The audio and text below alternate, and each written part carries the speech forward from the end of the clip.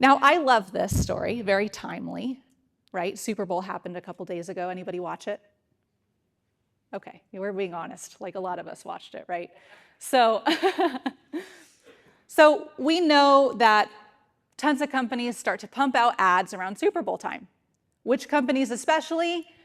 Beer companies, right? Molten Coors being one of them.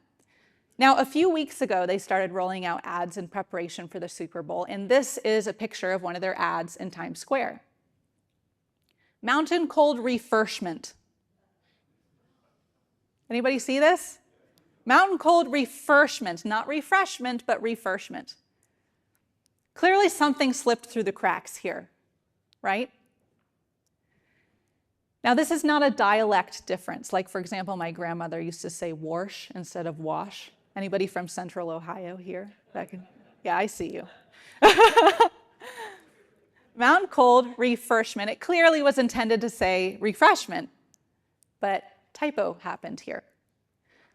Now, what the company could have done, but they didn't do this, they could have said, we're going to find the person or people responsible and hold them accountable for this colossal typographical mistake. This is not representative of who we are. Instead, they did something much more brilliant. They released a limited edition case of the Mondays. Has anybody seen this? You can actually buy this now. I'm going to see people pulling out their phones like, how do I get me one of those? A case of beer, limited edition case of the Mondays. So anyone familiar with Office Space, that cult classic movie from the 90s? Yeah.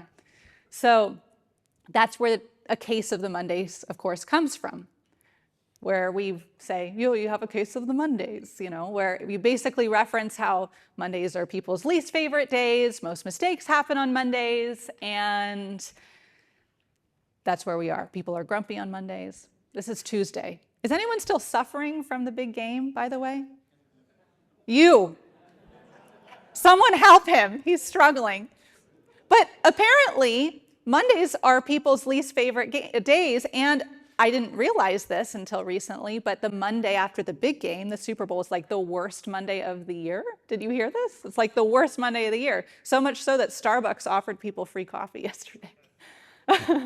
So anyway, Coors Light temporarily has been renamed to Monday's Light. They were like, you know what, guys, our bad on this. This was on us. Something happened. So we have a case of the Mondays. Makes perfect sense. Now, what they did was they brought their people in and they said, you know what, this was cute, but how do we not let this happen again? They recognized that this was a failure in processes, not a failure in people. And that's the important part here. So what can we learn from this? Innovative companies recognize that the biggest asset is actually their people, not their products, not their policies, their protocols, productivity metrics, none of those. It's actually their people. In fact, 84% of the value of an S&P 500 company, it will tell you this.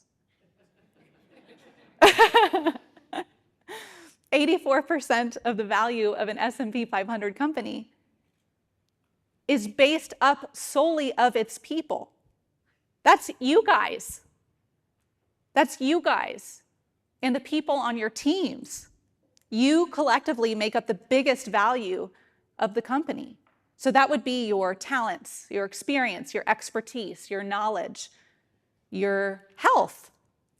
And what do we know about fear? Fear impacts all of those things. Fear makes us stressed and therefore less healthy.